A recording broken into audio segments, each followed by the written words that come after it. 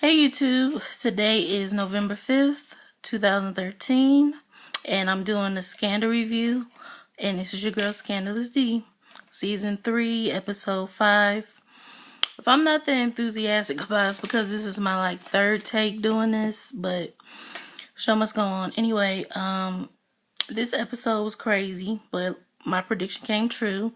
I knew Fitz had something to do with Olivia's mother dying, and that the plane crashing was probably him flying it or him shooting it down or something.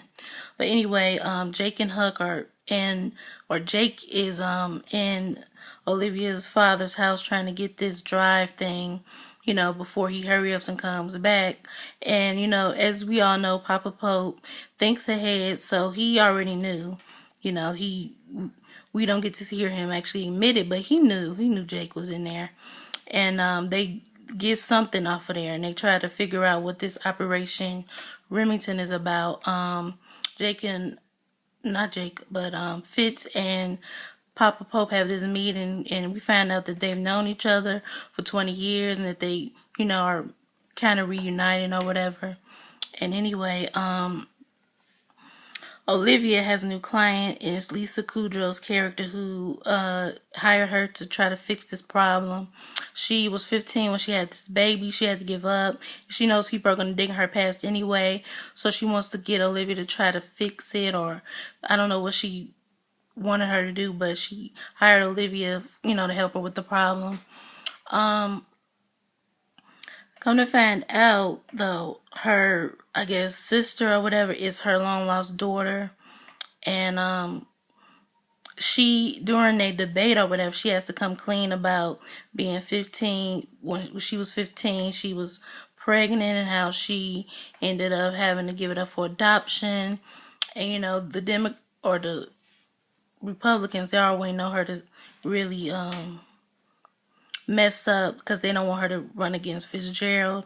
And after she admits everything, Cyrus is like, she just won Americans' hearts because, they always want somebody who has been through something, who is authentic and all of that. But, I'm not here for her character. I don't think she's going to last on this show, but whatever.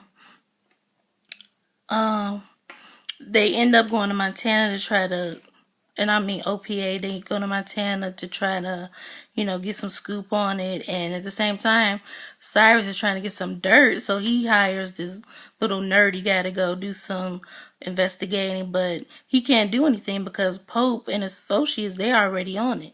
He's on the phone with Cyrus, and he's like, Cyrus, I don't hear anything. And Cyrus is like, because I'm trying not to scream. He was, I'm trying not to scream. I can't see you to do anything. He was like, well, who is it anyway? He was like, we got Pope. Pope is here handling it.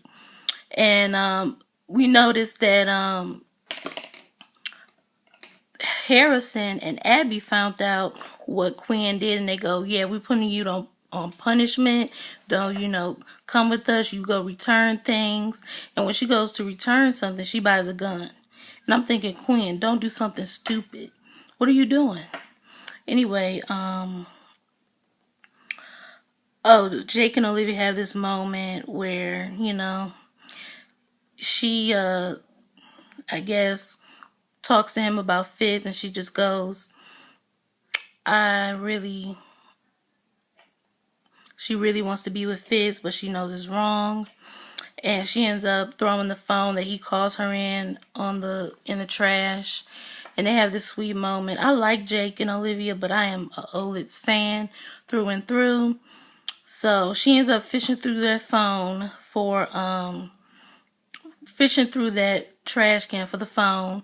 She calls him. They have this conversation. She also tells Jake how for the past 3 years she's always vetted his jokes for this, ceremony thing, and now she isn't sure that he'll call her, or she wants to, be with him in his inner circle like she used to be.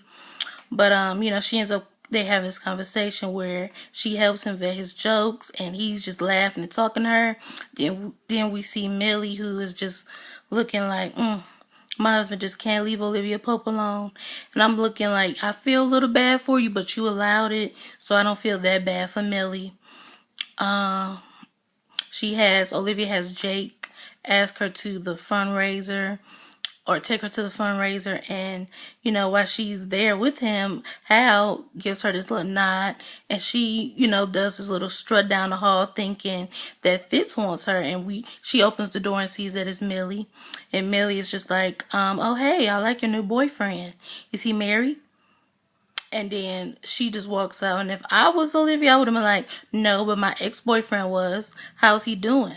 Or tell him I'll be seeing him soon or something like that. You know, Millie, she can't come for Olivia like that. You knew and you allowed it. But anyway, she just goes, I want you to come back. I want you to help get him reelected. We need you. He needs you, so I need you. He can't breathe without you.